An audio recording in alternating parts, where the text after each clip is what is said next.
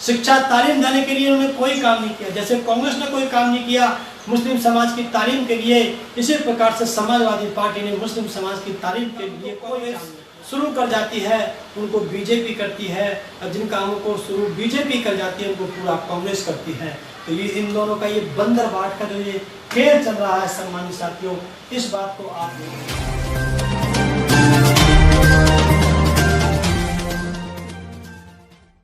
साथियों बहुजन समाज पार्टी को मतलब मुख्य रूप से मुस्लिम समाज के लोगों को जो है बहुजन समाज पार्टी के साथ इसलिए जुड़ना चाहिए क्योंकि बहुजन समाज पार्टी यानी कि बसपा एक सामाजिक परिवर्तन का आंदोलन है। धीरे धीरे आपको समझ में आएगी, जो आपको समझानी है साथियों को जाकर के, कि बहुजन समाज पार्टी एक सामाजिक परिवर्तन का आंदोलन है।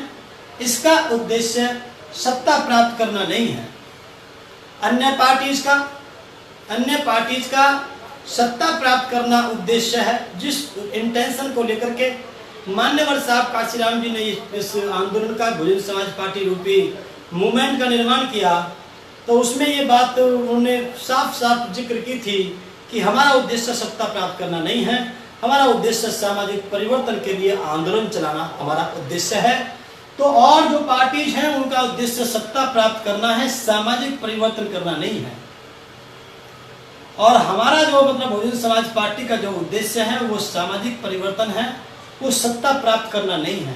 कुछ लोग इसको ठीक से समझ पाएंगे, बाकी कुछ लोग नहीं समझ पाएंगे, लेकिन धीरे धीरे आपको बाद में ये समझ में आएगी। नंबर 2, जो साहब काशीराम जी ने जो आंदोलन चलाया जिसमें SC ST OBC माइनॉरिटी समाज के लोगों को रखा कि ये एक शोषित वर्ग है, इसका शोषण सदियों से होता रहा है, उसके लिए जो आंदोलन जो उन्होंने चलाया है, तो उसमें साथियों उसी को बढ़ा करके आदरणीय बहन जी ने सर्जन में चेंज किया, वो बहुत काबिल तारीफ रहा, बहुत फायदेमंद रहा। लेकिन यहाँ पर मान्यवर साहब काशीराम जी ये कहना चाहते हैं कि जो बहुजन विचारधारा का जो आंदोलन था, शोषित वर्ग का जो आंदोलन जो साहब काशीराम जी ने चलाया था, उसमें मुस्लिम इंक्लूड था। जो बहुजन जो 85% जो समाज आता है बहुजन समाज में, उसमें मुस्लिम इंक्लूड है। SC ST OBC माइनॉरिटी जो हम जब बात करते हैं तो उसमें मुस्लिम इंक्लूड है। तो इसलिए ये भी एक मुस्लिम समाज जो है ये भी एक आंदोलन का पार्ट है। ये एक छोटी सी बात यहाँ पे रखी, बाकी आगे रखेंगे। साहब काशीराम जी ने बताया कि जो मुस्लिम समाज है वो बहुजन का हिस्सा है, मुस्लिम अल्पसंख्यक नहीं है। इस देश में मुस्लिम समाज को अल्पसंख्यक के रूप में पेश किया गया है विरोधी ताकतों के द्वारा, वो हम आगे बताएंगे आपको किस प्रकार से। लेकिन साहब काशीराम कह रहे हैं कि वो बहुजन जो शब्द है जो हमने दिया है 85% का, उसका मुस्लिम समाज हिस्सा है। तो मुस्लिम समाज अपने आप को अल्पसंख्यक ना समझे बल्कि बहुसंख्यक भी माने उसको अपने आप को। ये मान्यवर साहब काशीराम जी ने जिक्र किया, ये बात हमने आपको बताने का प्रयास किया। नंबर 2 बात आप लोग देखें यहाँ पर, तो बामसेफ की साहब काशीराम जी ने जब स्थापना करी, तो तब भी आपको पता चल सकता है ये शब्द आज का नहीं है, ये शब्द साहब काशीराम के शुरुआती दौर का है। तो जब साहब काशीराम जी ने जब बामसेफ शब्द की जो है बामसेफ नाम के एक संगठन की नॉन पॉलिटिकल संगठन का जब उन्होंने निर्माण किया, तो उसमें आपको मिलेगा कि उन्होंने मुस्लिम समाज के वहाँ पर जो है ध्यान रखा। देखिए आप लोग, ये बामसेफ का इसका जो पूरी डेफिनेशन है वो हमने आगे दी है ब्रैकेट में, backward and minorities community employ federation, ये इन अल्फाबेट्स के इनके ये फुल फॉर्म है।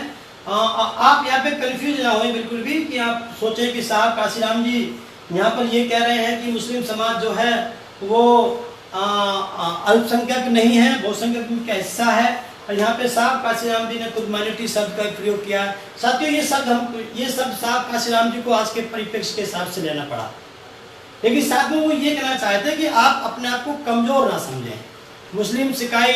मुस्लिम सिख ईसाई पारसी बौद्ध ये सब जो लोग हैं ये अपने आप को कमजोर ना समझें, इनका भी आंदोलन हम लोग चला रहे हैं। तो ये बात यहाँ पे लेकिन परिप्रेक्ष्य के हिसाब से जो है साहब ने जो है इसको साथ में रखा।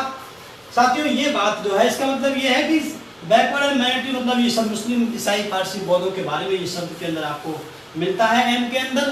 तो साहब काशीराम जी ने जब बामसेफ की स्थापना करी तो मुस्लिम समाज का विशेष रूप से वहाँ पर हिस्सा बना करके रखा। तो मुस्लिम समाज को एक बात यहाँ पे ये भी ध्यान रखनी चाहिए कि हमारा आंदोलन मुस्लिम समाज के साथ अन्य समाजों के साथ साथ मुस्लिम समाज के लिए भी आंदोलन है। यहाँ पर हम केवल ये नहीं कहना चाहते हैं कि केवल मुस्लिम समाज का ही हित ही बीएसपी में सुरक्षित है। हम ये कहना चाह रहे हैं यहाँ पर कि अन्य समाजों के साथ साथ मुस्लिम समाज का हित भी बहुजन समाज पार्टी में सुरक्षित है। ऐसा मान्यवर साहब काशीराम जी ने आंदोलन चलाए थे, जगह जगह इस तरह के सम्मेलन भी किए थे। तो साथियों तो इसलिए साथियों ये बातें हमने आपको बताई, ऊपर की 2 बातें। तो मुस्लिम समाज जो है इस आंदोलन का हिस्सा है, इसकी शुरुआत ही मुस्लिम समाज को इंक्लूड करते हुए हुई है। तो हमको इसको समझना चाहिए और लोगों को समझाना चाहिए। तीसरी बात में हम लोग यहाँ पर रख रहे हैं कि फातिमा शेख के द्वारा सावित्री बाई फुले को स्कूल के लिए जमीन मुहैया कराना। फातिमा शेख जो एक मुस्लिम हमारी महिला थी पुणे के अंदर, जो सावित्री बाई फुले जो कि जो है ज्योतिबा फुले जी की वाइफ थी, जिसको ज्योतिबा फुले जी ने अपनी वाइफ को पढ़ाया, फिर स्कूल खुलवाने के लिए उनको जो उनका बहुत बड़ा आंदोलन था शूद्रों के लिए, शिक्षा के लिए। क्योंकि साथियों शिक्षा बहुत जरूरी है। मैं जब अध्ययन करता हूँ कमरे में बैठ करके तो लगता है कि ये विरोधी लोग जो हैं जीत क्यों जाएंगे, इस आंदोलन को कमजोर कैसे करना चाहते हैं। तो सबसे पहले जब हम लोग ग्रामीण क्षेत्र में जाते हैं तो वहाँ पर शिक्षा नाम की कोई चीज़ नहीं है। वहाँ पर हमारे लोग क्या है, अधिकांश जो मूवमेंट के कर्णधार लोग जो है, जो वो अधिकांश क्या करते हैं, चाहे वो लोधी भाई हो चाहे हमारे और एससी भाई हो हमारे, तो वो क्या करते हैं, वो ज़्यादातर मिस्त्री का काम सीख लेते हैं। उसके बाद वो मिस्त्री का काम सीखने के बाद फिर जब उसके बच्चे बड़े होते हैं तो अपने बच्चे को मजदूरी पे वो लोग ले जाते हैं कि 2 पैसे और बढ़ करके आएंगे। तो इस प्रकार से उस परिवार के अंदर मिस्त्री और लेबर के नाम का एक वर्क क्रिएट हो जाता है। तो शिक्षा से वो बहुत दूर हो जाता है और शिक्षा से ही ये मूवमेंट चल सकता है। तो शिक्षा को ख़त्म करने का ये बहुत बड़ा प्रोग्राम है। क्योंकि ये साहब, क्योंकि ये जो है ये वो महिला है फातिमा शेख, यानी कि मुस्लिम समाज की वो महिला है जिन्होंने स्कूल खोलने के लिए शूद्र समाज के लिए, विशेष रूप से महिलाओं के लिए, क्योंकि महिला भी शूद्र के अंदर आती हैं, तो उनको लिए जो है स्कूल खोलने के लिए अपनी ज़मीन भी मुहैया कराई। और जहाँ तक कि कभी कभी हमको सुनने में आता है, पढ़ने में मिलता है हम लोगों को कि वो अपनी साड़ी भी दे दिया करती थी कि आपकी अगर साड़ी किसी ने गंदी कर दी है तो आप जो है उसको, आप साड़ी को खुद आप हमारी को आप पहन सकते हो। तो ये एक बहुत बड़ा आंदोलन का हिस्सा थी ये, देखा जाए तो उस समय दौर में। तो मुस्लिम समाज का बहुत बड़ा योगदान रहा है। आप जानते होंगे, आपने फोटो भी देखे होंगे, एक मुस्लिम समाज के हमारे वो थे हसन जैसी कुछ नाम था, जिनको बाबा साहब को जिन्होंने अपने रोजा अख्तियार पार्टी पर उन्हें आमंत्रित किया था। एक बहुत बड़ी बात थी उस समय, एक अनटचेबल को योग्यता के आधार पर उनको जो है बड़े लोगों के द्वारा उसमें इनवाइट करना, उसके बाद फोटो वायरल आप उसको देखते हैं।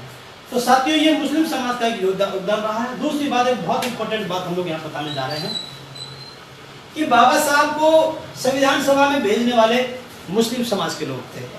आप जानते हैं सम्मानित साथियों कि बंगाल की तरफ से जो जैसर खुलना की जो सीट थी, जिसको जिन्ना साहब ने अपनी उनकी मुस्लिम लीग जो पार्टी थी उससे उसको खाली करवा करके बाबा साहब को वहाँ से चुनवाया था।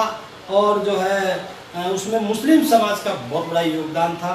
तो जिसको उधर चांडाल बिरादरी होती है ऐसी समाज और मुस्लिम समाज की, इन दोनों बिरादरियों ने मिलकर के बाबा साहब को पार्लियामेंट में भेजा था। हालांकि वो हिस्सा इन लोगों ने, चालाक किस्म के लोगों ने, मुख्य रूप से कांग्रेसी लोगों ने उस हिस्से को जो है फिर बाद में उधर पूर्वी पाकिस्तान की तरफ उसको कर दिया था। लेकिन यहाँ पर हम बताना ये चाहते हैं कि बाबा साहब को पार्लियामेंट में भेजने का सबसे पहले जो काम था वो मुस्लिम समाज के योगदान के लोगों का योगदान था। तो मूवमेंट का हिस्सा रहे हैं हमेशा मुस्लिम समाज के लोग। और क्योंकि ये भी विक्टिम ऑफ द सोसाइटी है और हम लोग भी विक्टिम ऑफ द सोसाइटी हैं, हम लोग भी परेशान हैं इस सोसाइटी, इस स्ट्रक्चर से। हम लोग भी इसके अधीन, हम भी इससे नुकसान में है, वो लोग भी नुकसान में हैं। तो इसलिए उनका आंदोलन में उनका समय समय पर योगदान रहा है सम्मानित साथियों। तो इसलिए हमने यहाँ पर आपको ये बताने का थोड़ा सा ये इन्फॉर्मेशन हमने आप लोगों को मुहैया कराई।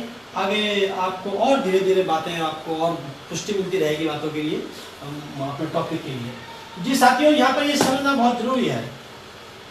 यहाँ पर साथियों सबसे पहले आप ये समझें कि हमारा उद्देश्य यहाँ पर ये नहीं है कि हम ये बताना चाहते हैं कि मुस्लिम शासक बहुत अच्छे रहे हैं देश के लिए या हम लोग उनकी बढ़ाई कर रहे हैं। लेकिन कुछ सच्चाई हमको बतानी पड़ेगी और खासतौर से ओबीसी समाज के लोगों को समझाना पड़ेगा। सम्मानित साथियों, अगर आप लोग शास्त्रों की तरफ जाते हैं और अपने पुराने इतिहास की तरफ जाते हैं, आप लोग अपने दिमाग से भी आप लोग सोच सकते हैं, तो आपको मिलेगा कि जो जमीन जो थी, जो जमीन जो होती थी, वो किसी एक अमूक जाति के पास मुख्य रूप से हुआ करती थी। यहाँ तक कि आज तक भी साहब काशीराम जी ने अपने उसमें बताया था कि लगभग जो है 92-93% जो जमीन है आज भी खेती योग्य जो जमीन है, वो भी आज भी अधिकांश जमीन वो एक अमूक वर्ग के पास में है। तो उसके बाद में साथियों ये किस प्रकार से बढ़ी, तो ये हम आपको बताने जा रहे हैं कि मुस्लिम शासकों का सबसे ज़्यादा जो फायदा देश में, मुस्लिम शासकों जो ये हम लोगों को बरगलाते हैं, ये हिंदू मुसलमान के नाम पे झगड़ा कराते हैं, और ख़ासतौर से ओबीसी समाज को और एससी समाज को हिंदू के नाम पर झोंक करके मुस्लिम नाम के मुस्लिम भाइयों के खिलाफ खड़ा करते हैं। तो ये हमारे ओबीसी समाज को मुख्य रूप से समझना पड़ेगा। हालांकि दलित समाज तो धीरे धीरे समझने लगा है, लेकिन हमारे ओबीसी समाज को इस बात को समझना पड़ेगा कि मुस्लिम शासक जितने भी हुए हैं यहाँ पर, जितने भी मुगल शासक यहाँ पर आए हैं, या क्षेत्र के जो लोकल लोगों ने जो धर्म परिवर्तित करने के बाद में जो छोटे छोटे शासक रहे हैं, या बड़े बड़े बाबर जैसे लोग रहे हैं, अकबर जैसे लोग रहे हैं, ऐसे बहुत की लिस्ट है, तुगलक जैसे जो लोग रहे हैं, तो इन्होंने सम्मानित साथियों, इन्होंने लगभग 1200-1300 ईस्वी के आसपास ये जो गंगा और जमुना का जो एरिया था, इसके साथियों आप लोग ध्यान से सुने कि गंगा और जमुना का जो एरिया था, ये आप अच्छी तरह से जानते हैं। इस एरिया के बीच में जो दोयाब का जो क्षेत्र था, ये तराई का जो क्षेत्र था, क्योंकि ये गंगा जमुना के बीच में जो जमीन बनी है इस कुदरत के द्वारा, तो ये बड़ी उपजाऊ जमीन रही है आज भी। यहाँ पर पानी की कोई खास प्रॉब्लम नहीं होती है, तो प्रॉब्लम खास नहीं, प्रॉब्लम होती ही नहीं है, सबसे अच्छा पानी यहाँ होता है। तो इसलिए इस एरिया को आइडेंटिफाई किया मुगल शासकों ने, तुगलक जैसे लोगों ने इसको आइडेंटिफाई किया कि ऐसा कौन सा एरिया है जहाँ पे सबसे ज़्यादा जमीन को भूमि योग्य हम लोग वहाँ पे बना सकते हैं। तो सम्मानित साथियों, जिन लोगों के पास जमीन थी ऑलरेडी, जिनके पास में रहा करती थी, और जो शुद्ध समाज है, जिसमें ये ओबीसी समाज आज हम लोग उसको कहते हैं, डिप्रेस क्लास इसका नाम दिया माननीय साहब काशीराम बाबा साहब ने। तो ये जो जिसमें जाट है, गुर्जर है, यादव है, लोधी है, कुर्मी है, पटेल है, गडरिया है, पाल है, बघेल है, नाई है, धोबी है, धानुक है, कटीक है, ये जो बिरादरियां जो हैं, ये जो ओबीसी समाज की मुख्य रूप से 3-4 को छोड़ करके ऊपर की जितनी बिरादरियां इस प्रकार की जो मैंने आपको बताई, जिसमें लगभग 52% समाज जो ओबीसी समाज का आता है, इस समाज के पास में पहले जमीन नहीं हुआ करती थी। ये लोग जो है पहले दूसरे लोगों के जो है खेतों में काम किया करते थे। इसका जिक्र आपको, इसका वर्णन भी आपको मिल सकता है, और आपको इसका लक्षण भी मिल सकता है राजस्थान और हरियाणा के क्षेत्र में आपको यहाँ पे मिल सकता है। खासतौर से जो जाट भाइयों का जो वहाँ के लोगों से जो संघर्ष है, जो पहले वो लोग वहाँ पर काम किया करते थे जाट भाई, उनके घरों में, उनके खेतों में, बाद में फिर उनको ज़मीन मिली, तो ज़मीन जो मिली उसमें इनका बहुत बड़ा योगदान था। मैं खासतौर से जाट भाई जो बहुत जल्दी कूद करके हिंदू के नाम पर जो मुस्लिमों के खिलाफ खड़े हो जाते हैं, बहुत से आपने केस सुने होंगे, जाट गुजर ये सब लोग जो हैं, यादव वगैरह, ये बहुत जल्दी उनके खिलाफ जो खड़े हो जाते हैं, तो जाटों को, गुजरों को, यादवों को, लोधी कुर्मी, पटेलों को, इन लोगों को सबसे ज़्यादा लाभ हुआ मुस्लिम शासकों के माध्यम से। साथियों, जब उन्होंने आइडेंटिफाई किया कि इस एरिया के अंदर सबसे ज़्यादा ज़मीन जो है वो उपजाऊ योग्य बन सकती है, तो इन्होंने ओबीसी समाज के लोगों को पकड़ा, मतलब शुद्ध समाज के लोगों को पकड़ा, जिनके पास में जमीन रखने का अधिकार नहीं था। शास्त्रों के हिसाब से आप लोग उसको पढ़ सकते हैं, समझ सकते हैं, इनके पास में धन संचय करने का अधिकार नहीं था, शिक्षा प्राप्त करने का अधिकार नहीं था। आपने संदूक ऋषि का आपके पास में उदाहरण है, इस प्रकार से आप लोग देख सकते हैं। सम्मानित साथियों, तो ये जो है उन्होंने, मुस्लिम शासकों ने जातिवाद उनके अंदर कुछ था नहीं, उन्होंने उसको हटा करके शुद्ध समाज जो बहुत ज़्यादा उनके पास प्रैक्टिस थी, प्रैक्टिस इस बात की थी कि वो दूसरों के खेतों में काम किया करते थे, वो जमींदारों के, बड़े बड़े लोगों के खेतों में काम किया करते थे, तो उनके पास एक्सपीरियंस था काम करने का। तो उस समाज को पकड़ा मुस्लिम शासकों ने, तुगलक जैसे लोगों ने उस समाज को पकड़ा, और पकड़ने के बाद में उनसे कहा कि भाई आप एक काम करो, आप इस जंगल, जो ये जंगल है या कोई यूजलेस जो ज़मीन है, वेस्ट लैंड जो है, जिसको हम लोग बंजर भूमि कहते हैं, इसको आप जाओ और जा करके आप इसको अपने कृषि योग्य बनाओ। तो साथियों, जो आदमी दूसरे की जमीनों पे काम करता हो, इसमें जाट इंक्लूड थे, गुर्जर इंक्लूड थे, यादव इंक्लूड थे, धोबी, ये कुर्मी पटेल इंक्लूड थे इसके अंदर, लोधी इसके अंदर इंक्लूड थे हमारे साथियों। उसी समय के हैं ये लोग। तो इनको पकड़ा। पहले लोग दूसरों के खेतों में काम किया करते थे, ऐसे समाज दूसरों के खेतों में काम नहीं करता था, वो अपने और काम करता था, जिसका हम लोग जिक्र हम आगे आप लोगों के बीच में करेंगे। तो ये समाज, इसीलिए इसको सछूत कहा है ललित सिंह यादव जी ने, और एक समाज को अछूत कहा है। तो सछूत वो था जो उनके खेतों में काम किया करता था। तो इस समाज के पास में एक्सपीरियंस होने की वजह से या इनकी स्थिति धीरे धीरे जो गिरती जा रही थी, बहुत खराब दयनीय थी, 2 रोटी में ये लोग उनके वहां पर काम किया करते थे। तो साथियों, उनको उन्होंने आइडेंटिफाई किया और ये कहा कि अब आप जो है अपनी जमीन खुद तैयार कर सकते हो, आप जंगल को काट करके अपनी जमीन तैयार कर लो, जो बंजर जमीन पड़ी है उसको आप लोग उस पे हल चला करके आप उसको तैयार करो। तो अगर देखा जाए तो इस देश में अगर इस देश में ओबीसी समाज अगर जमींदार बना है, उसके पास जमीन आई है, तो ये केवल और केवल ये मुस्लिम शासकों की देन है। लेकिन इस देश में ओबीसी समाज को सबसे ज्यादा हिंदू बना करके इस देश में हिंदू मुसलमान की आग में झोंकने का काम ये चालाक किस्म के लोग करते हैं, ये कांग्रेस बीजेपी के लोग करते हैं। इसलिए साथियों, हम लोग को खासतौर से ओबीसी समाज को इस बात को समझना पड़ेगा। हालांकि अब थोड़ी राहत है जब से माननीय साहब काशीराम जी का मूवमेंट चला, तो इसलिए हमने यहाँ पर जिक्र किया है कि पिछड़ा शूद्र वर्ग के गंगा जमुना के तराई क्षेत्र में कृषि योग्य भूमि जो मिली, उसमें मुस्लिम शासकों का सबसे बड़ा योगदान रहा। इसलिए मेरा ओबीसी समाज के लोगों से निवेदन है, आगे भी आप लोग इसको लोगों को समझाएंगे कि अगर आज आप लोग अपने पैरों पे खड़े हुए हो, आपके पास जमीन है, हालांकि वो जमीन भी कम होती जा रही है, बच्चे बढ़ते जा रहे हैं, जनसंख्या बढ़ती जा रही है, लेकिन जो आप लोग के पास जो जमीन आई है, जो आप इंडिपेंडेंट बने हैं, तो वो केवल और केवल मुस्लिम शासकों की देन थी। इस बात को मैं नहीं कहता, इस बात को चौधरी चरण सिंह जाट समाज के नेता ने भी कहा है, जो कि प्रधानमंत्री भी रहे हैं कुछ दिन भारत के। तो इसलिए उन्होंने भी कहा है, उनको आपको जिक्र मिलेगा आपको हरियाणा क्षेत्र विधायक जो पश्चिम उत्तर प्रदेश में जो उनका मूवमेंट चला था, उसमें जाट और मुसलमान ने मिलकर के मूवमेंट किसान के नाम पे चलाया था, और बहुत से जाट भाई मुसलमान भी बने थे। आपको शायद ये आगे आपको जिक्र, ये अलग कॉन्सेप्ट हो जाएगा।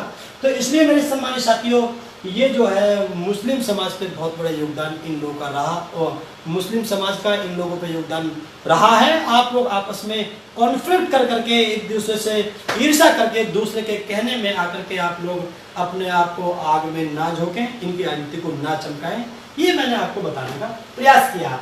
देखिए साथियों, जब तक आप किसी काम को करवाना चाहते हैं, उसके लिए आप प्रमोशन नहीं देंगे, आप उनको मोटिवेट नहीं करेंगे, कुछ उसको लाभ नहीं देंगे, कुछ रिलैक्स नहीं देंगे, कुछ इम्यूनिटी नहीं देंगे, कुछ प्रिविलेज नहीं देंगे, तो फिर आपको वो काम करने में सरकार को दिक्कत होती है। इसलिए सरकार ने, दिल्ली सल्तनत ने 3 मुख्य घोषणाएं करी, 3 अनाउंसमेंट किए, जो कि जिक्र में डॉक्टर साहब ने किया है कि जो बंजर भूमि है उसको उपजाऊ बनाएगा वही मालिक होगा। मतलब जो बंजर भूमि को उपजाऊ बनाएगा वही उसका मालिक होगा। इससे पहले क्या होता था? इससे पहले ये लोग बंजर भूमि को उपजाऊ तो बनाते थे, लेकिन किसी दूसरे जमींदार जिनके वहां वो काम करते थे, उसके इंस्ट्रक्शन पे, उसके आदेश पर, उसके ऑर्डर पे उस जमीन को, बंजर भूमि को साथ साथ तैयार करते थे, और वो जमीन उसी मालिक की होती रहती थी। तो मेहनत तो हमारा ओबीसी भाई करता था, मेहनत तो हमारा शूद्र समाज के लोग, ये लोग करते थे, पिछड़े वर्ग के लोग। लेकिन लाभ किसको होता था? वो सेकंड क्लास के जिनको आप लोग जानते होंगे, उन लोगों को वो होता था। इनके पास, बेचारों के पास कुछ नहीं होता था। लेकिन उन्होंने एक नियम चलाया, दिल्ली से बैठ करके कि भाई जो बंजर भूमि को तैयार करेगा वही उसका मालिक होगा। कितनी इंपॉर्टेंट बात करें। नंबर 2, उसके लिए उसको एडवांस में ऋण भी दिया जाएगा, कुछ उसको सहयोग किया जाएगा, उसको अग्रिम ऋण दिया जाएगा, जिसको तकावी जो है, तकावी शब्द था, क्योंकि मुस्लिम शब्द आपको दिख रहा है, शायद ये मुस्लिम शब्द है जो आपको मिल जाएगा। तो इसलिए सम्मानित साथियों, ये और दूसरी बात, कर्ज माफी का कॉन्सेप्ट भी अगर इस देश में, इस दुनिया में आया है, तो वो भी इन्हीं शासकों के माध्यम से आया है। अगर नहीं पटा पाता है किसी वजह से, उसकी जमीन काम नहीं कर पाती है, भाई तुक्का की बात है, कितने दिन तक वो काम ना करे तो उसको कर्जे में भी डुबा के नहीं रखा जाएगा। पहले तो उसको ऋण दिया जाएगा, पहले उसको लोन दिया जाएगा, अग्रिम एडवांस में दिया जाएगा, और अगर वो नहीं पटा पाता तो उसको फिर माफी भी, कर्ज माफी भी दी जाएगी। इसको प्रमोशन मिलता है इस चीज से काम का। जी सर। तीसरे नंबर की बात होती है 3 साल तक कर मुक्त किया जाएगा।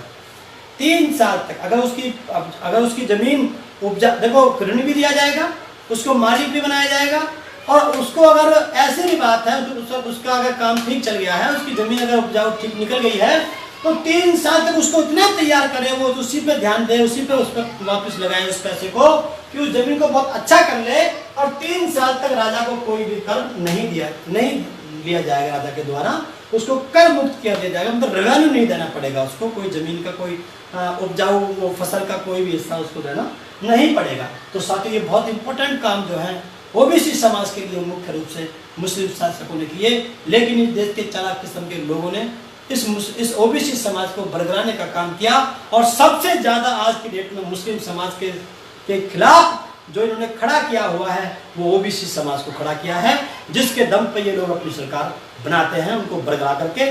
विकास से उनका कोई संबंध नहीं है, उनका संबंध ये है कि भाई मुसलमानों ने इस देश का नुकसान किया है, उसके खिलाफ खड़ा करके उसके बाद अपनी रोजी रोटी लोग राजनीतिक रोटी सेकते हैं। तो इसलिए आपको समझना पड़ेगा, नदियों का निर्माण किया उन्हीं शासकों ने, स्वतंत्र कृषि अर्थव्यवस्था, बिल्कुल फ्री एग्रीकल्चर इकोनॉमी को उन्होंने तैयार किया। जमींदार और राय लोग गरीबों के शहर नहीं जाने देते थे। साथियों ये बहुत इंपॉर्टेंट बात है, उस समय के जमींदार और राय लोग, राय एक शब्द है, एक उपाधि है, बाद में ये बाद में मिली है, राय शब्द की जो उपाधि है ये जमींदारों को बाद में मिली है अंग्रेजों के शासनकाल में, लेकिन इसलिए इसको वर्ड को यूज किया गया। लेकिन इस नेचर के लोग जो जमींदार जो बड़े जो लोग हुआ करते थे, ये लोग जो है ये लोग गरीब लोगों को शहर में नहीं जाने देते थे। क्यों? क्योंकि उनको अगर वो शहर में चले जाएंगे तो उनको हवा लग जाएगी, तो उनके खेतों में फिर काम कौन करेगा। तो अपने फ्री लेबर रखने के लिए वे लोग, फ्री लेबर के उद्देश्य से वे लोग शहरों में नहीं जाने देते थे, लेकिन उन्होंने मुस्लिम शासकों ने शहरों का निर्माण किया, और वहां पर इन गरीब लोगों को, शूद्र लोगों को, ओबीसी लोगों को, एससी लोगों को वहां पर इनवाइट किया कि आओ हम शहरों का निर्माण करते हैं, आप भी यहाँ पर आओ। तो इससे जो है उनको शहर जाने की अनुमति जो है राजा ने दी, मुस्लिम शासक ने वहां पर दी। और इस प्रकार से साथियों चलते चलते हमने यहाँ पे जिक्र किया है, जमींदार और राय लोगों का स्तर गिरा, और पिछले शूद्र हिंदुओं के स्तर में इजाफा हुआ, उसमें बढ़ोतरी हुई सम्मानित साथियों। तो इसलिए ये जो सोशल स्ट्रक्चर का जो मामला था, उसके अंदर सामाजिक परिवर्तन के आंदोलन में एक बहुत बड़ी गति देने का काम इन लोगों ने किया। सामाजिक परिवर्तन का आंदोलन जो बुद्ध से लेकर के चल रहा था, उसको कबीरदास, रविदास, ये सब जो लोग उसको जो लेकर के आ रहे थे उस समय के दौर में, उसको उस सामाजिक परिवर्तन के आंदोलन को गति देने का काम उन शासकों ने किया। क्योंकि इसमें आप इस लाइन से आप लोग यहाँ पर समझ सकते हैं। जाट बिरादरी जो सिंध क्षेत्र में जमींदारों के यहाँ पर खेती में काम करती थी, मैं जाट साथियों तो ये बात पहुंचाना चाहता हूँ कि जाट बिरादरी सबसे ज्यादा जो सिंध एरिया जो पड़ता है, जो है पाकिस्तान से लेकर के इधर तक का जो ये एरिया पड़ता है, दिल्ली की तरफ तक का जो एरिया पड़ता है, पश्चिम उत्तर प्रदेश तक का जो सिंध एरिया जिसको हम लोग कहते हैं, यहाँ पे जाट बिरादरी राजस्थान में, हरियाणा में, और इधर जो आपको मिलती है पश्चिम उत्तर प्रदेश में, ये बिरादरी सबसे ज्यादा जमींदारों के यहाँ पर, दूसरों के यहाँ पे काम करती थी, अन्य लोगों के यहाँ पर, जमींदारों के यहाँ पर काम करती थी। इस बिरादरी को सबसे ज्यादा, क्योंकि ये सबसे ज्यादा उन लोगों के पास काम करती थी, तो इस बिरादरी को सबसे ज्यादा जमीन मुस्लिम शासकों ने दिलवाई थी, क्योंकि ये एक्टिव थे, कृषि में ये निपुण थे, तो इन्होंने बहुत जल्दी अपनी जमीन को तैयार कर लिया था। अब मुस्लिम शासकों ने इनको पूरी पावर दे दी थी कि आप लोग उसको जमीन को यूज कर सकते हो। तो जाट बिरादरी के वर्चस्व में, जाट बिरादरी के स्टैंडर्ड को अपलिफ्ट करने में मुस्लिम शासकों का बहुत बड़ा योगदान रहा है। तो मेरा जाट भाइयों से निवेदन है कि आप इन लोगों के चक्कर में आकर के मुस्लिम भाइयों से झगड़ने का काम ना करें, इस बात को आप लोग समझे साथियों। उनको बहुत बड़ी मात्रा में जमीन भी मिली। उदाहरण राजस्थान और हरियाणा का क्षेत्र जो है, राजस्थान में आप लोग जाएंगे वहाँ बहुत बड़ा संघर्ष है। वो यही संघर्ष है, पहले जाट बिरादरी उनके यहाँ पर जो है काम करती थी खेती में, और जैसे ये लोग आए, मुस्लिम शासक लोग आए, इन्होंने ज़मीन मुहैया कराई और उसको मालिकाना हक दिलाया, तो तभी से इन लोगों में सबसे ज़्यादा, वहाँ के लोगों में, जाट में और उन लोगों में जो जमींदार लोग थे वहाँ पर पहले, उन लोगों में सबसे ज़्यादा तनातनी आपको राजस्थान में देखने के लिए मिलेगी। बहुत बड़ा उनके अंदर द्वंद्व मिलेगा आपको। वो हो ही जब से रहा है, वो अंग्रेजों के समय से नहीं है, वो और के समय से नहीं है, वो उसी समय से है जब से जाट बरादरी इंडिपेंडेंट हुई है और उसने मुख्य धारा में अपने आप को जोड़ा है। तो इसलिए मेरा उनसे भी निवेदन है, इसी प्रकार से चाहे गुजर भाई हो वो इस एरिया में पड़ जाते हैं, चाहे वो लोधी भाई हो, चाहे वो कुर्मी हो, पटेल हो, यादव हो, ये जो बिरादरियाँ हैं मुख्य रूप से जो जमींदारी बिरादरी जो कही जाती हैं, जिनके पास ज़मीन होती है, इनको जमींदार बनाने का सबसे बड़ा योगदान जो है वो मुस्लिम समाज के शासकों का है। तो आप लोग उनमें भ्रम में ना पढ़ करके आप लोग इसको आप लोग साथियों, ये बहुत बड़ी इंपॉर्टेंट बात यह है कि भाई जब वो ज़मीन ही बांट रहे थे सबको, तो फिर दलितों के पास ज़मीन क्यों नहीं मिल पाई? जैसे मैंने आपको पहले बताया था, एक कारण तो वो था वो मिल नहीं पाई थी, वे लोग छितरे लोग थे, बाहर गांव के बाहर की तरफ रुके हुए लोग थे, वो मैंने आपको बताया। लेकिन यहाँ पे सबसे बड़ी चीज़ जो है, यहाँ पे जो जिक्र किया है, एक शर्मा नाम के एक वो है, मैं उनका नाम भूल रहा हूँ पूरा नाम, लेकिन शर्मा नाम के एक ऑथर है, उन्होंने अपनी बात लिखी है कि ओबीसी दलित समाज के मतलब अनटचेबल जो उसको उस टाइम कहा जाता था, अनटचेबल, उन्होंने जिक्र किया कि अनटचेबल जो है ये नहीं थे। उन्होंने अपनी बात में जिक्र किया, अगर आप उसको ठीक से उसको आप पढ़ेंगे तो दलित समाज अनटचेबल नहीं था, दलित समाज अन्य समाज से अलग था, वो उनको छूता नहीं था। मतलब ब्राह्मण, ऐसा समझ सकते हैं आप लोग कि ब्राह्मण इनके घर पे नहीं जाता था, अपने इनके क्रियाकलाप नहीं करता था, ये बात नहीं है। ये लोग ब्राह्मण को अपने घर पे नहीं बुलाते थे, उनसे कोई भी संस्कार नहीं कराते थे, ये मतलब है। यहाँ पर आप इसको ठीक से समझ सकते हैं। तो मैंने आपसे पहले बताया कि ब्राह्मण की 3 प्रकार की कैटेगरी इस समय है, जो बीजेपी आरएसएस को सपोर्ट करती है, जो इस देश में गैर बराबरी की मानसिकता को बनाए रखना चाहती है, कांग्रेस को सपोर्ट करती है, और तीसरी जो है वो बहुजन समाज पार्टी के इस आंदोलन को सपोर्ट करती है, जिसमें वो जो है इस देश की गैर बराबरी की व्यवस्था को समाप्त करके बराबरी की व्यवस्था को स्थापित करना चाहती हैं। तो ब्राह्मण, हम वो जो ब्राह्मण हैं वो मूवमेंट के ब्राह्मण हैं, हम उनका समर्थन करते हैं, उनको स्वागत करते हैं। तो ये जो बरादरी थी, जो दलित समाज के जो लोग थे, ये लोग व्यवस्था से बिल्कुल बाहर थे, बिल्कुल स्वतंत्र रूप से रहते थे, संगठित थे ये लोग। इनके काम थे कपड़े धोना, सफाई करना, जूते बनाना आदि। जो बरादरी जो आप लोग मिलती हैं, इनके ये यूनाइट इसलिए थे, ये संगठित इसलिए थे, ये लोग आपस में सब लोग शादी भी किया करते थे। मतलब चमार, चूड़ा, धोबी, धानु, खटीक, ये जो बरादरी जो थी, ये जो बरादरियाँ हैं ऐसी समाज की, ये जो बरादरी आपस में शादी करती थी। जैसे ब्राह्मण आपस में शादी करते थे, क्षत्रिय आपस में करते थे, वैसे आपस में करते थे। तो इसी पैटर्न पे ऐसे समाज के लोग भी आपस में शादी किया करते थे। कर्म इनके सबके अलग अलग थे, लेकिन आपस में रोटी बेटी का इनका संबंध था। लेकिन आज इस देश में इन चालाक किस्म के लोगों ने उनको भी डिफरेंशिएट कर दिया, उनको भी अलग कर दिया है। तो ये इसी प्रकार से ये मजबूत थे और ये स्वतंत्र रहना चाहते थे। ये किसी के दबाव में या कोई अपने ऊपर बर्डन लेना नहीं चाहते थे। इनकी रोजी रोटी बिल्कुल ठीक ठाक चल रही थी, तो इन्होंने इस पर ज्यादा जोर नहीं दिया।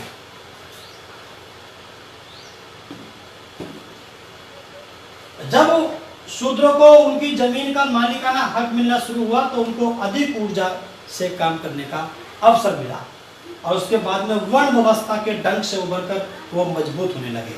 इससे पहले, मुस्लिम शासकों से पहले, शूद्र वर्ण जो था वो कमजोर वर्ण था, ओबीसी जो वर्ण है वो कमजोर वर्ण था।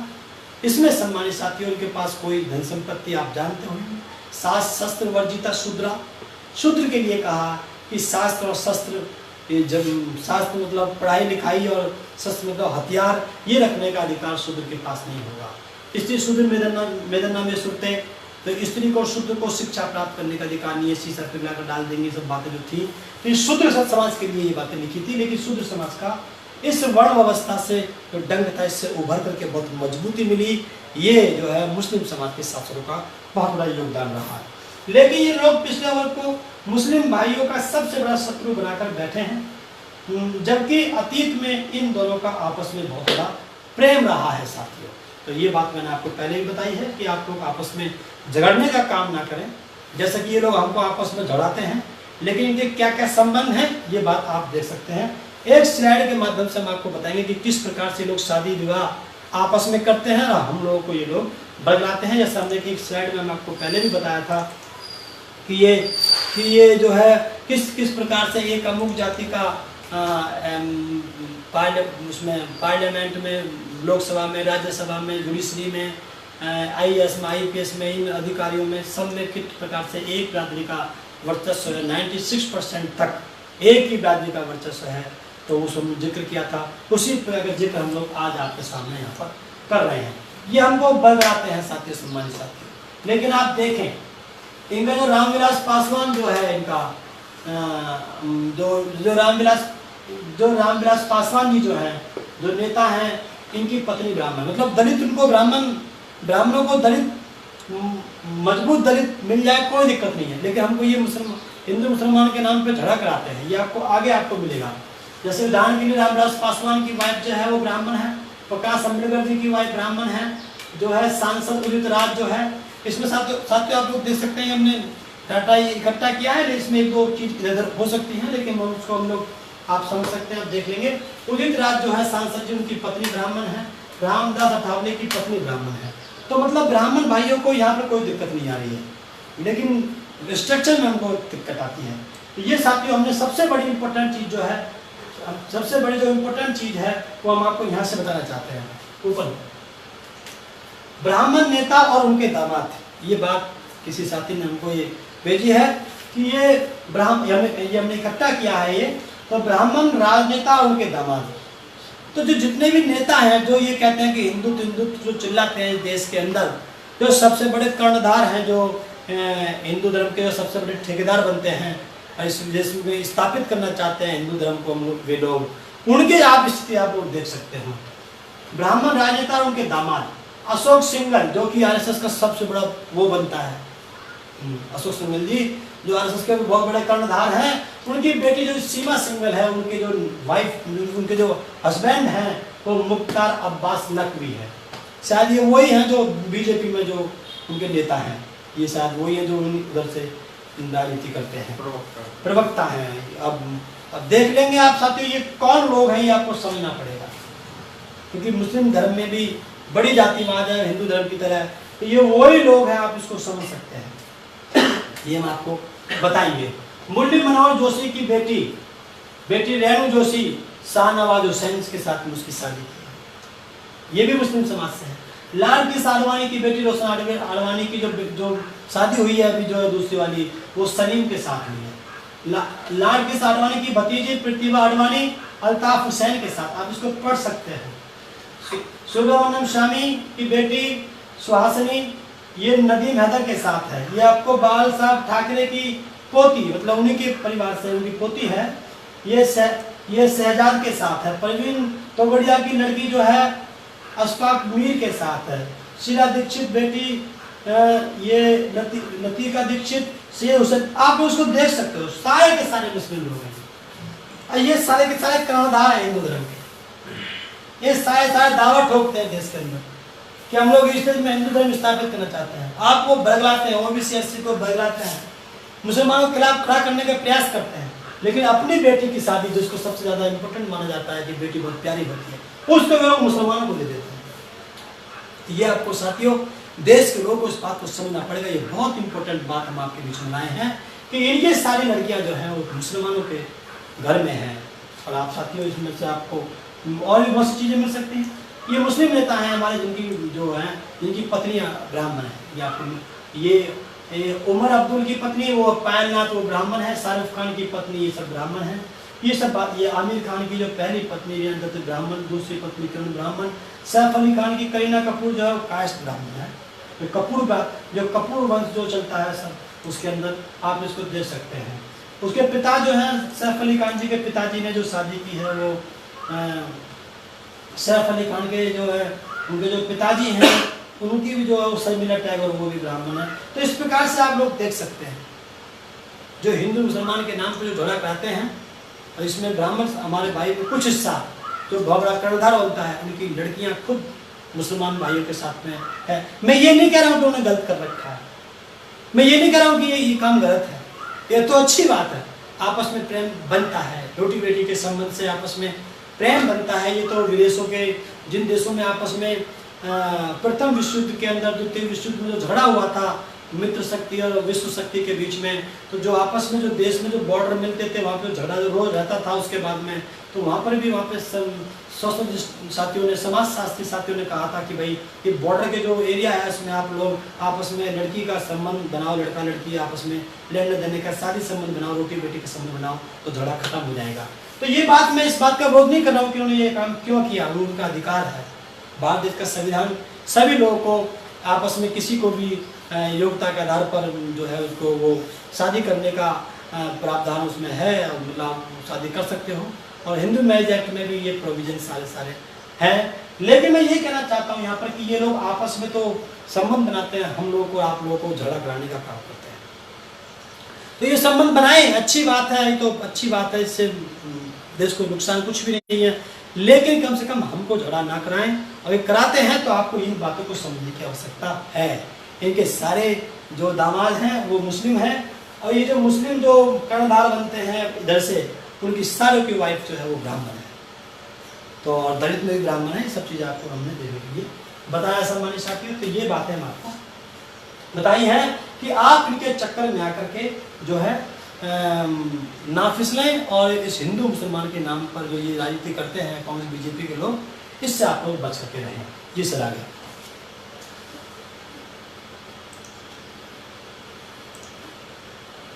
तो इसलिए साथियों ये सब बातें हम आपको बता रहे हैं कि हम आपको माहौल देने का काम कर रहे हैं कि किस प्रकार से आपको अपने इस विषय को पुष्टि देनी है।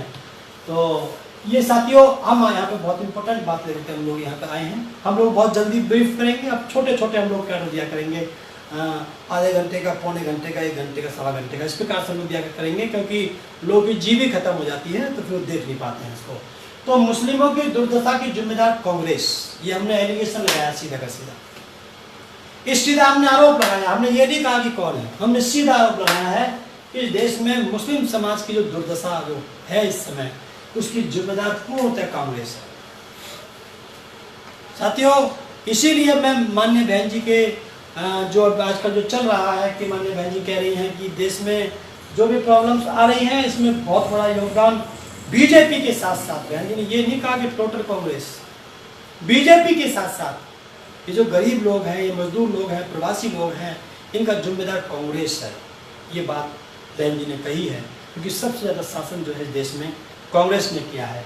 तो इसलिए सम्मानित साथियों ये बात मैं आपको बता रहा था कि यहाँ पर हम लोग बताना चाहते हैं कि मुस्लिम समाज की दुर्दशा, क्योंकि हम यहाँ पे बात मुसलमानों की कर रहे हैं भाइयों की, उसकी जिम्मेदार कांग्रेस है।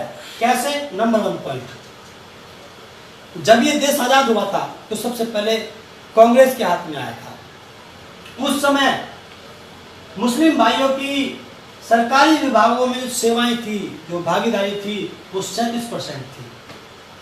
ये आपको मिल जाएगा जब आप अधिकारी के पीछे, एसपी के पीछे, थानाध्यक्ष के पीछे या डीएम एसडीएम के पीछे जो तख्ती लगी होती है, इस पर लिखा होता है कि कितने समय से कितने समय तक कौन आदमी यहाँ पर अधिकारी रहा है, तो इसका जो जिक्र होता है तो वो पीछे चलता जाता है डेट वाइज। इसका आप पीछे जाएंगे इसको लेकर के तो वहाँ पे 37% आपको अधिकारी मिलेंगे। इसको आज की डेट में 0.5%, इसका जिम्मेदार टोटल कांग्रेस है।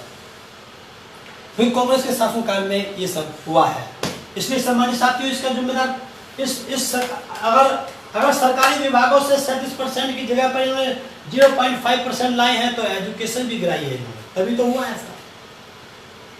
बहुत बुरी तरह से मुसलमान समाज का प्रयोग कांग्रेस के लोगों ने किया है, तो इसलिए एजुकेशन भी आपकी बहुत बुरी तरह से उन्होंने गिराई है।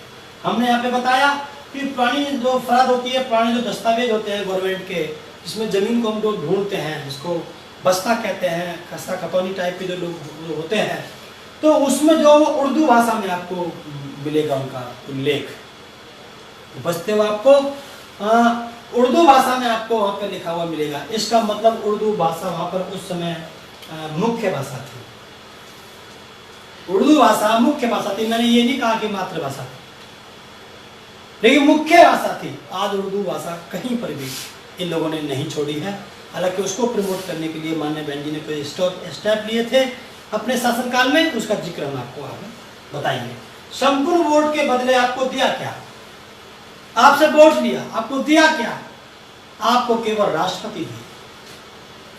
आपको 2-3 राष्ट्रपति दिए, शायद 2 राष्ट्रपति दिए। एक अंसारी जी दिए हैं, एक APJ अब्दुल कलाम दिए हैं शायद। ये क्या है? ये स्टैंप, ये रबर स्टैंप पावर। इनके पास कोई पावर नहीं होती। आप जानते हैं कोई बिल राज्यसभा और लोकसभा से पास हो जाएगा, एक बार पास हो गया, राष्ट्रपति के पास में गया परमिशन के लिए, राष्ट्रपति वापस कर सकता है, उसके पास पावर है। उसके बाद दोबारा जाएगा वही बिल, राष्ट्रपति उसको फिर वापस कर सकता है। जब दोबारा वो बिल जाता है तो राष्ट्रपति उसको वापस नहीं कर सकता, उसको अपनी सहमति देनी ही पड़ेगी। तो उसके पास कोई अपनी पावर नहीं है, केवल वो अपनी पॉकेट में कुछ समय के लिए उसको रोक सकता है। वो उसकी कोई खास वीटो पावर नहीं होती, वो उसकी केवल इतनी ही वीटो पावर होती है। तो संपूर्ण वोट लिया, लेकिन बदले में क्या दिया? राष्ट्रपति। कोई पावर नहीं, पावरलेस। जिसको साहब काशीराम जी ने इसीलिए इस पद को, इस पोस्ट को ठुकराया था, जो बीजेपी ने ऑफर भी किया था। तो वो चाहते थे कि मूवमेंट रुक जाए, तो साहब काशीराम जी ने उस मूवमेंट पे ध्यान दिया कि नहीं, मैं तुम्हारे इस महल में बंद होकर के, कैद होकर के, काशीराम को यहाँ पर कोई कैद नहीं कर सकता। काशीराम तो झुग्गी झोंपड़ियों में जाकर के अपने इस मूवमेंट को चलाने का काम करेगा। तुम काशीराम की पैरों में बेड़ी डालना चाहते हो राष्ट्रपति करके, हम बनेंगे तो हम प्रधानमंत्री बनेंगे। इसलिए सम्मानित साथियों, दिया क्या? राष्ट्रपति की, जो बिल्कुल रबर स्टैंप की तरह होता है, इसकी कोई पावर नहीं होती। और ऊपर हमने आपको बताया कि ये नुकसान कांग्रेस ने की।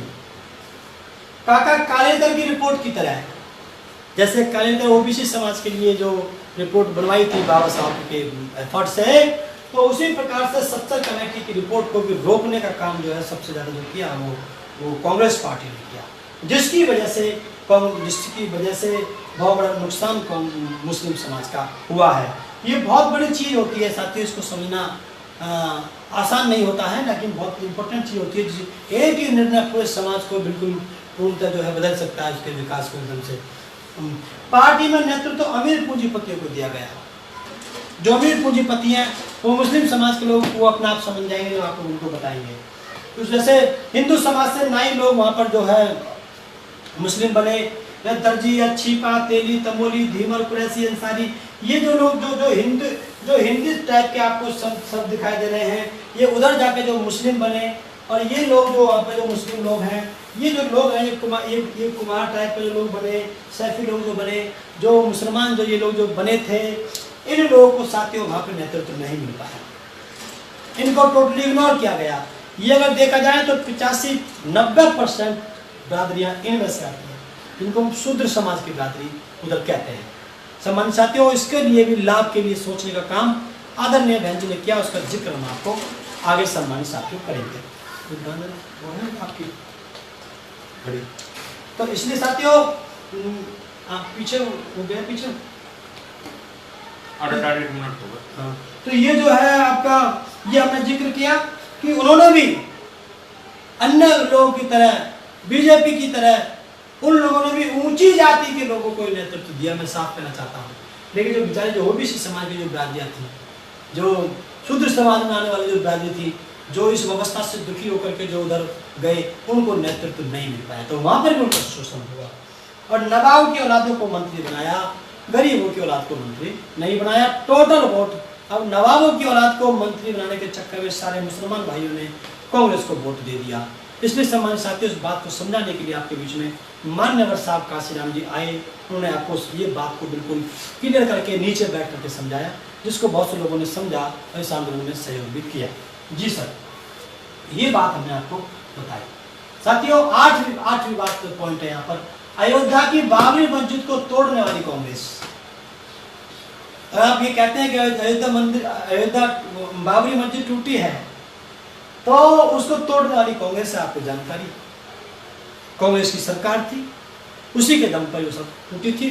उन्होंने उस पर ताला डाला था, और राजीव गांधी थे, कौन थे, उन्होंने उसको ताला डाला था, और उन्होंने ही उस पर जो है उसी को तोड़वाया था। तो वो खुला था, तो उसको पहले तार डाल के उसको बंद किया और फिर उसको तोड़वाया। ये काम जो किया ये कांग्रेस ने किया। ये मलियाला कांड है, हासिमपुरा कांड है, ये हमको हमारे साथ हम लोग को बताया, सब डाटा हमने कलेक्ट किया है। 22 मई 1987 को हमारे एक साथी हैं, उन्होंने इसको बताया, नाम लेना ठीक नहीं है। 22 मई 1987 को मेरठ कांड के अंदर 42 मुसलमानों की हत्या करके गंगा नहर में डालने का काम इसी कांग्रेस के शासनकाल में हुआ, इन्हीं लोगों के द्वारा हुआ। इसलिए हिंदू मुसलमान का मुद्दा के जो जनक है वो कांग्रेस है।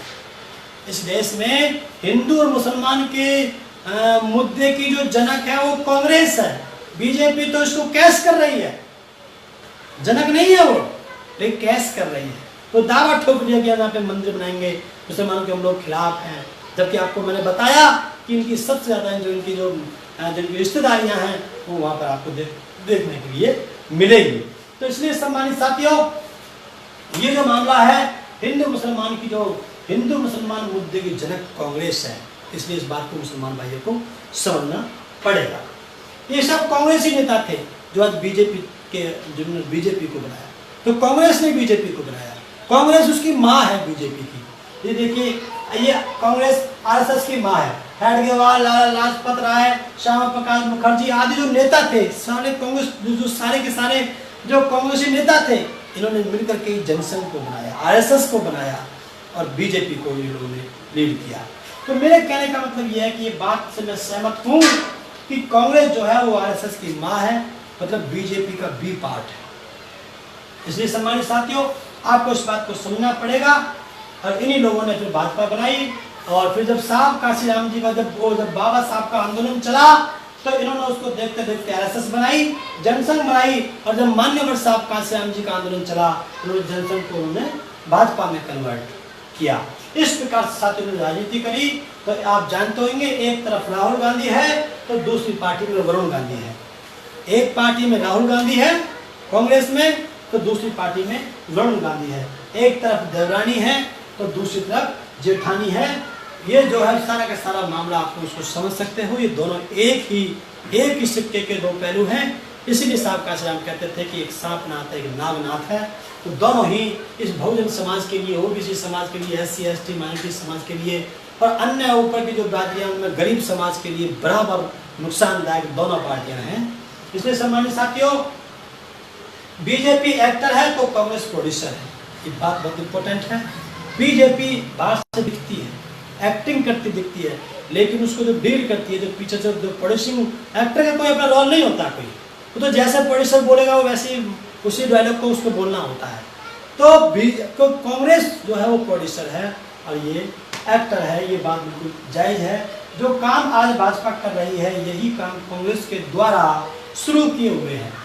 चाहे वो प्राइवेट का मामला हो, प्राइवेटाइजेशन का, आरक्षण को समाप्त करने की तरफ हो, चाहे सबसे ज़्यादा अमेंडमेंट करके संविधान को सबसे ज़्यादा अमेंडमेंट करके जो है सबसे ज़्यादा कमज़ोर करने का काम संविधान को ये कांग्रेस के शासनकाल में हुआ। इसलिए मेरे सम्मानित साथियों, ये जो है आज जो सबसे ज़्यादा जो नुकसानदायक है वो बीजेपी के साथ साथ कांग्रेस भी नुकसानदायक है। तो इसलिए मैं माननीय बहन जी जो बोल रही हैं इस बात को कि देश में बीजेपी के साथ साथ जो है कांग्रेस भी जिम्मेदार है, मैं उनकी बात का समर्थन करता हूं सम्मानित साथियों।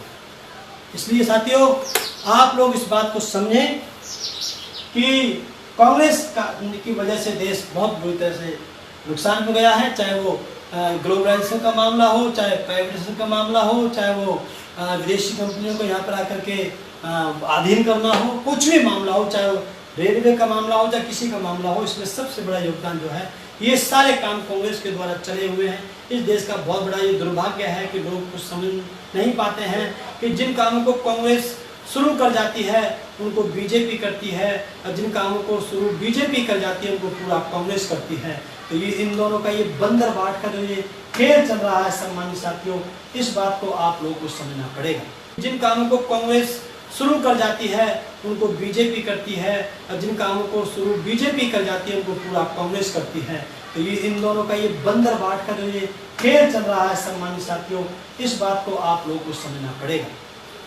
यहाँ पर साथियों, आप लोग इनसे सतर्क रहिए, दोनों पार्टी से आप सतर्क रहिए। यहाँ पर एक बात मुझे याद आ रही है, आप लोगों को फुटबॉल की तरह ये लोग यूज करते हैं, आप लोगों को इस बात को समझना पड़ेगा, जिसका जिक्र मैं आपको आगे करूँगा। जी सर, तो ये साथियों लोग ब्रीफ करने जा रहे हैं बहुत जल्दी, तो इसलिए इसके आगे कुछ है, ठीक है, बस पीछे करो वो ये। तो इन लोगों ने आपको बराबर प्रयोग किया है, ये दोनों पार्टी आपको प्रयोग करती हैं। मैं इस बात को जब राजस्थान का प्रभारी था तो तब मैंने वहां पर भी जिक्र करता था। उदाहरण फुटबॉल मैच, तो हाँ, जो उदाहरण जो है वो आपका फुटबॉल मैच, बहुत अच्छी बात याद दिलाई है बहुत प्रकाश जी ने, कि एक उदाहरण आपको के माध्यम से हम आपको समझाएंगे कि जैसे आप लोग फुटबॉल का मैच खेलते हैं, तो उधर भी खिलाड़ी होते हैं, इधर भी खिलाड़ी होते हैं, मतलब कांग्रेस के भी खिलाड़ी, बीजेपी के खिलाड़ी, दो टीम होती है, फुटबॉल अकेली होती है। तो फुटबॉल को हम लोग यहाँ पे जनता मान लेते हैं। तो क्या करते हैं ये कांग्रेस जो है जब विकास नहीं करती है तो कांग्रेस कहती है अरे यार ये क्या बात है, इनको कोई जरूरत नहीं विकास करने की, तो लात मारती है। तो लात मारती है तो चोट लगती है, तो बीजेपी के पाले में आप लोग चले जाते हो, कांग्रेस से रुष्ट होकर के आप बीजेपी के पाले में जाते हो। इस टीम से बॉल उस टीम चली गई, जब वो बीजेपी के पाले में गई, उसने कहा अरे यार ये तो बहुत अच्छा रहा है, तो बिना बुलाए आ गए भाई हमारे पास। तो उन्होंने ठोकर मारी, कांग्रेस ने ठोकर मारी, तो हम बीजेपी में आ गए, तो बहुत अच्छा रहा भैया। इनका कोई विकास करने की जरूरत नहीं है, अपना मौज करो, एंजॉय करो, अपने लोगों को मजबूत करो। तो जनता ने वोट बीजेपी को दे दिया, आओ भैया हिंदू के नाम पर और मंदिर के नाम पर वोट दे दिया। उसके बाद देखा तो कोई विकास नहीं किया उसने, उनका उद्देश्य ही नहीं है, उनका उद्देश्य बॉल का विकास करना नहीं है, जनता का विकास करना नहीं है। तो सम्मानित साथियों, उन्होंने फिर जो है फिर वहां से लात मारी, जब लात मारी तो चोट लगी, दर्द हुआ, फिर से वो ठोकर खा करके फिर कांग्रेस की तरफ किया है। तो फिर कांग्रेस लोगों ने क्या सोचा, अरे यार गए तो बड़ी ऐंठ में थे, बिना बुलाए आ गए ये तो सम्मानित साथियों फिर उन्होंने जो है उसमें फिर उन पर चोट मारी, फिर बीजेपी के पाले चले गए। उन्होंने कहा आओ भैया मंदिर चाहिए तुम्हें, हाँ चाहिए, तो चलो इस बहाने चलते हैं। तो मंदिर भी नहीं बनना, ना उससे कुछ लाभ होना है, बने तो हमने पहले ही बताया कि बहुत अच्छी बात है बने, लेकिन झगड़ा मत करो इसके चक्कर में, आप लोग राजनीति मत करो, उसको राजनीतिक मुद्दा मत बनाओ उसको, आप समझ साथियों ये धार्मिक मामला है। इसलिए ये क्या हुआ, कभी बॉल इस पाले में, कभी बॉल इस पाले में, कभी आप कांग्रेस को वोट देते हो तो कभी आप बीजेपी को वोट देते हो। ये ठोकर खाते खाते इस बॉल के हाल खराब हो गए।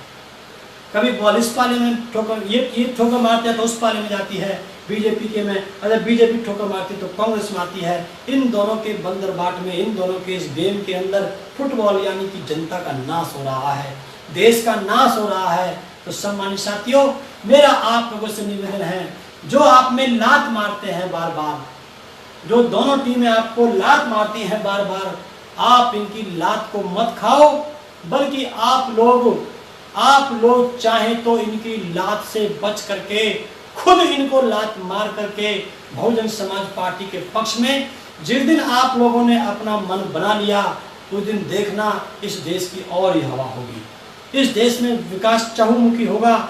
इसलिए मेरा आप लोगों से निवेदन है कि बॉल की भांति जनता रूपी लोग, आप लोग कांग्रेस और बीजेपी रूपी ए और बी टीम के अधीन में आकर के, उनके कब्जे में आकर के लात खाना बंद करो। वो आपका विकास करने वाले नहीं हैं। विकास करेगा तो ये आंदोलन करेगा, बाबा साहब का विचारधारा करेगी, फूले की, साहू की, जो ओबीसी समाज के थे, सर छोटू राम थे, गुर्जर समाज में थे हमारे मीरगोज गुजर थे, ललित सिंह यादव थे, अविंदर भाई लोधी थी, ऐसे तमाम महापुरुष लोग रहे हैं जो हर एक बिरादरी में से निकल के आए हैं, पाल समाज से भी लोग रहे हैं।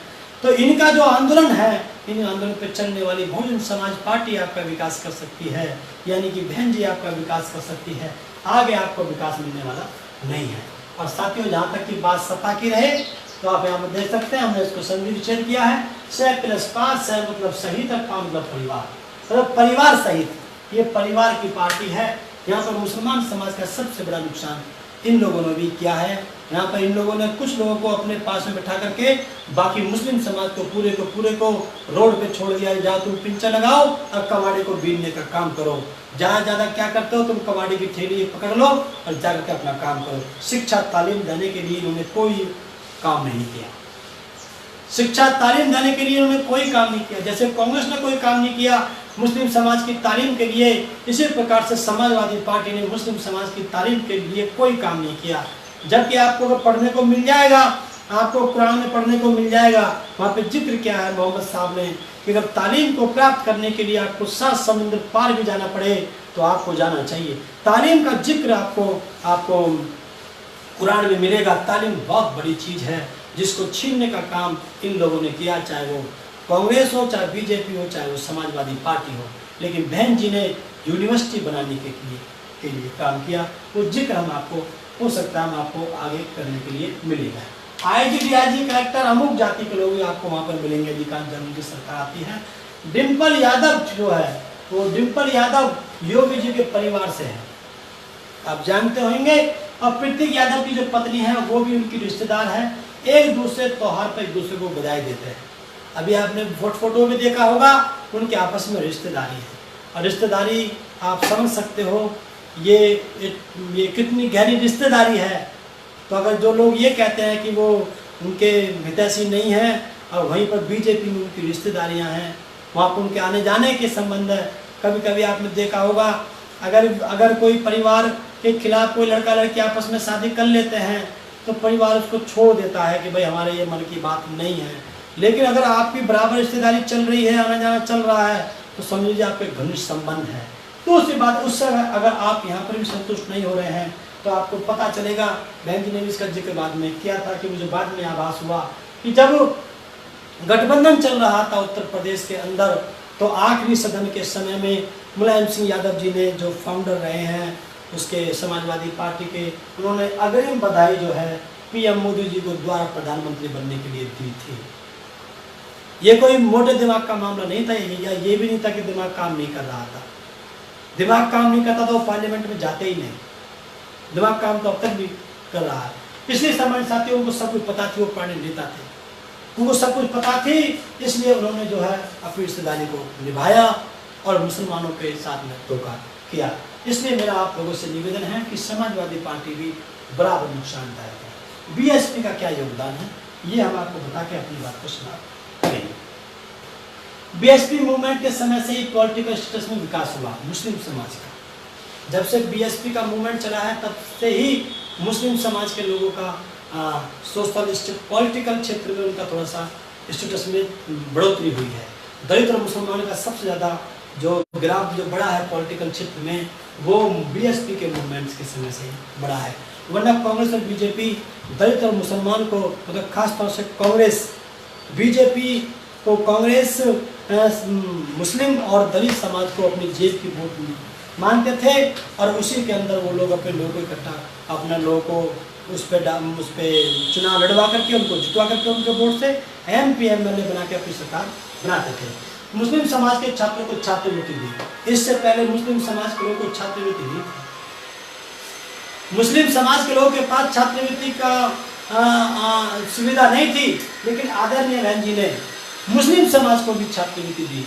और साथियों सबसे बड़ा योगदान कितना बड़ा रहा कि आदरणीय बहन जी ने एससी को, एसटी को, मुस्लिम को, इनको तो दी, लेकिन उनके साथ साथ में ब्राह्मण समाज के बेटे तक को भी छात्रवृत्ति देने का काम बहन कुमारी मायावती जी ने अपने शासनकाल में किया।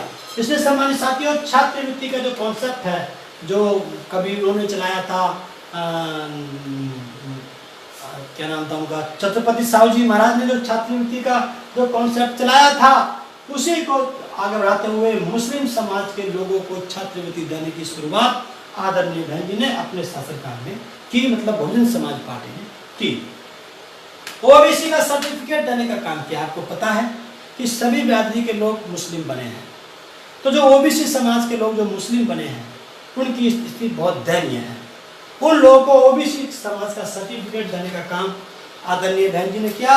जब उनको ओबीसी समाज का सर्टिफिकेट मिला तो उस ओबीसी समाज की रिजर्व सीट पर उन लोगों ने जो है वो प्रधान बने, सरपंच बने, अधिकारी बने, तो तब जाकर थोड़ा सा उनका विकास हुआ।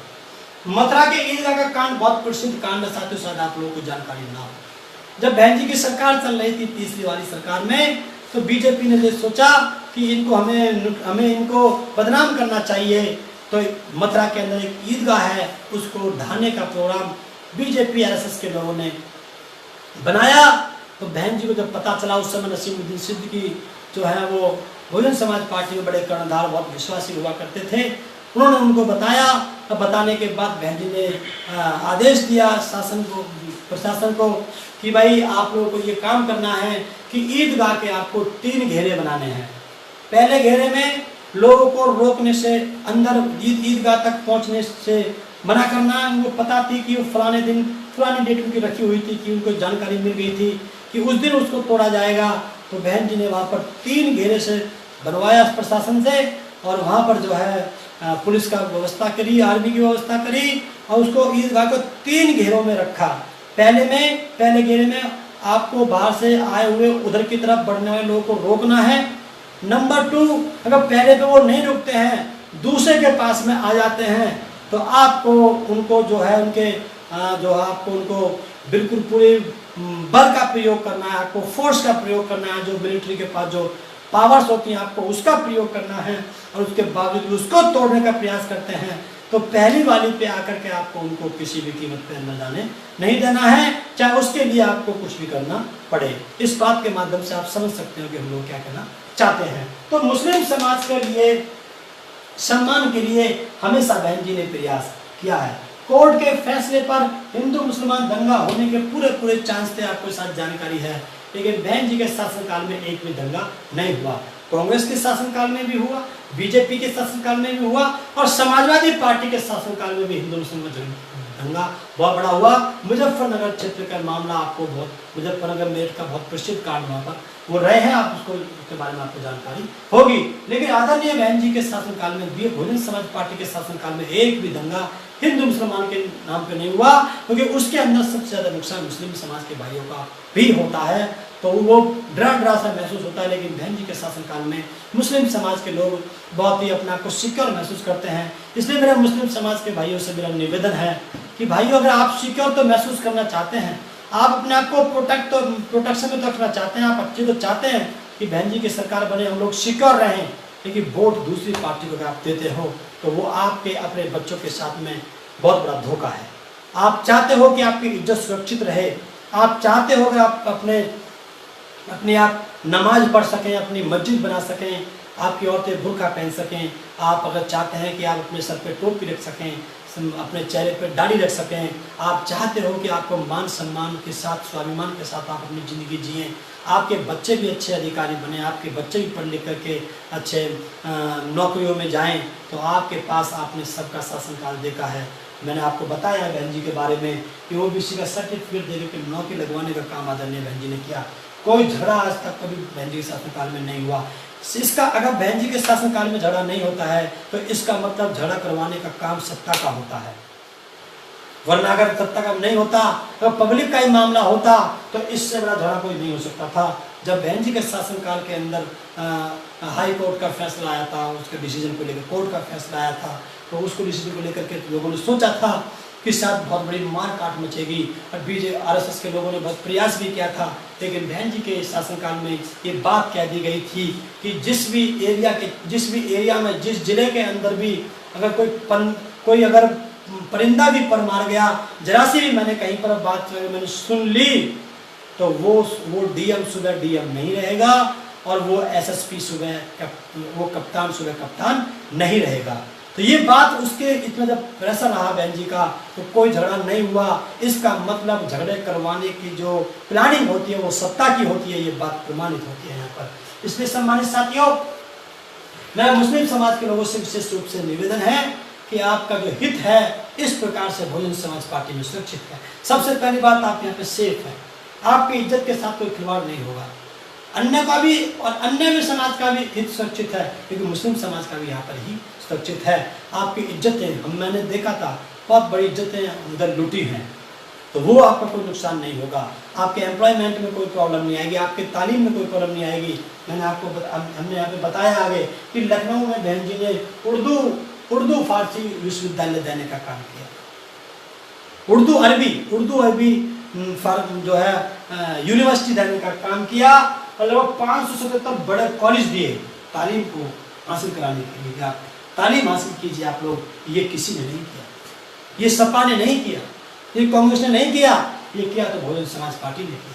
गौतम बुद्ध यूनिवर्सिटी दी है एक तरफ बहुजन समाज के लोगों को, तो मुस्लिम समाज के लोगों के लिए अलग से वहाँ पर जो है यूनिवर्सिटी जो दी, जिसमें सभी लोग वहाँ पर जाकर एजुकेशन प्राप्त कर सकते थे। लेकिन लगभग 80% वहाँ पर मुस्लिम समाज के लोगों के लिए वहाँ पर सीटें रुक रही हैं। जैसे वहाँ पर आपको दिल्ली में हज सेंटर दिया, आपको मुस्लिम समाज की लड़कियों के लिए शादी के लिए 51,000 रुपये का अनुदान दिया, महामाया के नाम से विवाह के लिए 51,000 का दिया, जो बाद में सपा की सरकार ने घटा करके उसको 18,000 कर दिया।